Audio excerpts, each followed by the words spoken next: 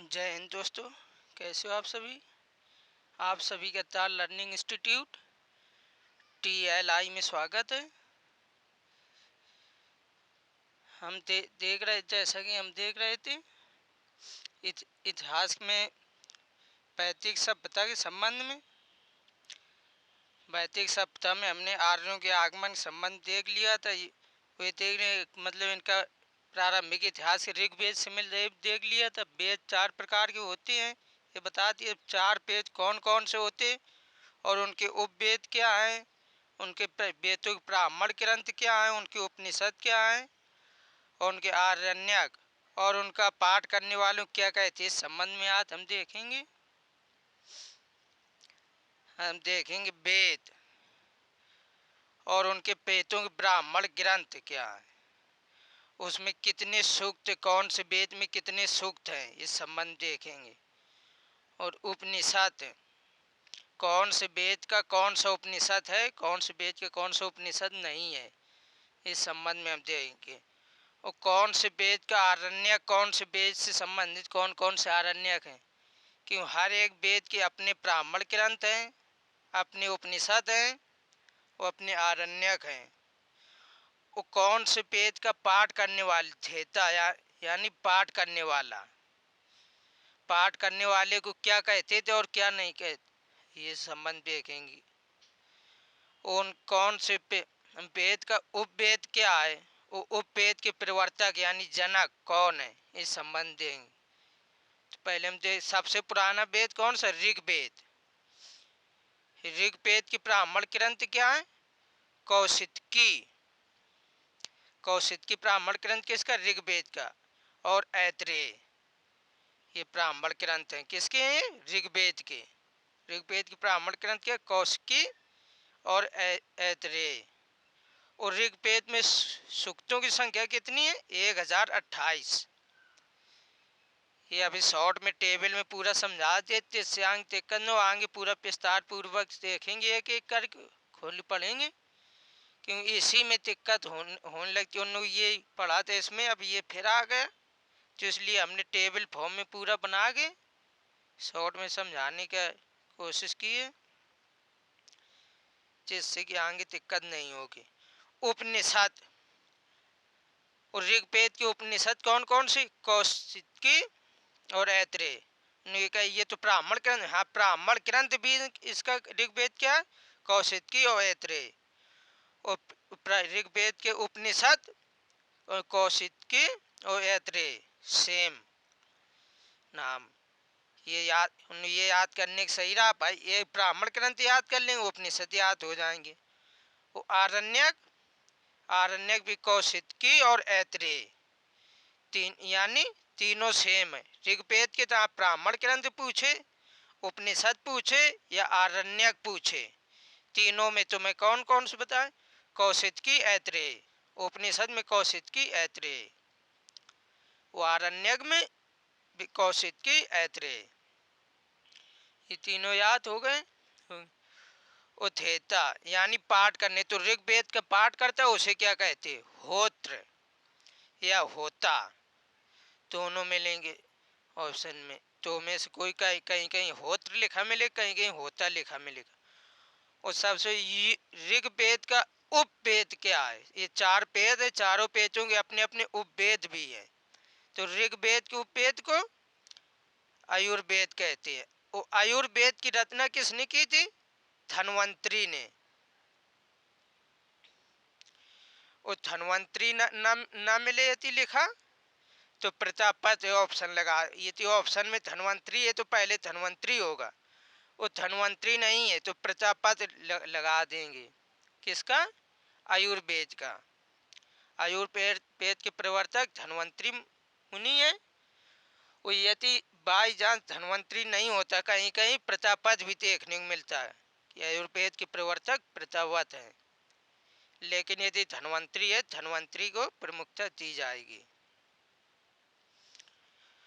और इसके बाद ये ऋग्वेद हमने देख लिया, अब देखेंगे यजुर्वेद के संबंध में। यजुर्वेद के ब्राह्मण ग्रंथ क्या, तैत्तिरीय और शतपथ, तो इसके ब्राह्मण ग्रंथ हो गए। उस सूक्तों की संख्या, इसमें सूक्तों की संख्या नहीं है। क्यों? क्योंकि यजुर्वेद एकमात्र ऐसा वेद है तो कत और पत्त दोनों में लिखा है, और पत्त में तो हम सूक्त गिन सकते लेकिन गत में सूक्त नहीं गिन सकते, इसलिए इनके सूक्तों की संख्या नहीं पूछी जाती है। इसके उपनिषद क्या है? तैंत्रिय। हाँ, ये तो ब्राह्मण ग्रंथ में भी यजुर्वेद की बताया था, अच्छी बात है। और अगला उपनिषद काठी, श्वेताश्वर, ईश, प्रहत उपनिषद या प्रहतारण्यक मिले या प्रहत उपनिषद मिले, प्रहत उपनिषद मिले तो दोनों वही है, ठीक। और मैत्रेयी, ये किसके उपनिषद? यजुर्वेद की। यजुर्वेद के उपनिषद क्या है? तैंत्रिक, काठी, श्वेताश्वर, ईश, प्रहत और मैत्रेयी। और आरण्यक, तैंत्रिक और शतपथ, ये कहाँ थे कहते हमने यजुर्वेद में? तैंत्रिक तो देखो यजुर्वेद के ब्राह्मण ग्रंथ में भी है, उपनिषद में भी और आरण्यक में भी, तीनों में सेम एक तो हो गया। और शतपथ ब्राह्मण ग्रंथ में है और आरण्यक में भी है, ठीक। और प्रहतारण्यक, ये के यजुर्वेद के आरण्यक हो गए। और यजुर्वेद का पाठ करने वाले क्या कहते थे? अध्वर्यु, ये जाता पूछा जाता है, यजुर्वेद के पाठ करने वाले को अध्वर्यु। और यजुर्वेद का उपवेद क्या है? धनुर्वेद। यजुर्वेद का उपवेद धनुर्वेद। और धनुर्वेद के प्रवर्तक कौन थे? यानी जनक कौन? विश्वामित्र मुनि, ठीक। इसके धनुर्वेद के जनक विश्वामित्र मुनि। अब आगे देखें सामवेद। अब ये सारे वेद हम बाद में डिटेल में पढ़ेंगे, ये न सोच टेंशन कि ऐसे बस इतने हम निपटा दिए, पूरे हम डिटेल में अभी आगे देखेंगे। इसके ब्राह्मण के सामवेद के ब्राह्मण ग्रंथ क्या है? पंचविश और चांड। और इसमें सूक्तों की संख्या कितनी है? 1810। कितनी? 1810। किसके? सामवेद के सूक्त हो गए। उस सामवेद के ब्राह्मण ग्रंथ क्या? पंचविश चांडे। उस सामवेद के उपनिषद केन और संध्योग, केन छंदयोग, ये किसके? सामवेद के उपनिषद हो गए। और सामवेद के आरण्यक केन, छंदयोग और जैमिनीय, केन, छंदयोग और जैमिनीय किसके? सामवेद के आरण्यक हो गए। और सामवेद का तो पाठ करने वाले ब्राह्मण क्या कहते हैं? पाठकर्ता को उत्काता। जो सामवेद का पाठ करता है तो व्यक्ति उसे उत्काता कहते हैं। उस सामवेद के उपवेद क्या है?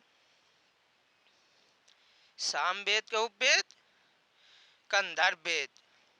वो कंधर्व वेद के प्रवर्तक कौन? नारद मुनि। वो कहीं कहीं नारद मुनि नहीं, भरत मुनि लिख के आता है। यदि नारद मुनि ना हो पहले तो नारद मुनि ऑप्शन ना हो तो भरत मुनि, भरत मुनि। धन्वंतरी आयुर्वेद के धन्वंतरी, वो धन्वंतरी ऑप्शन में ना हो तो प्रजापत।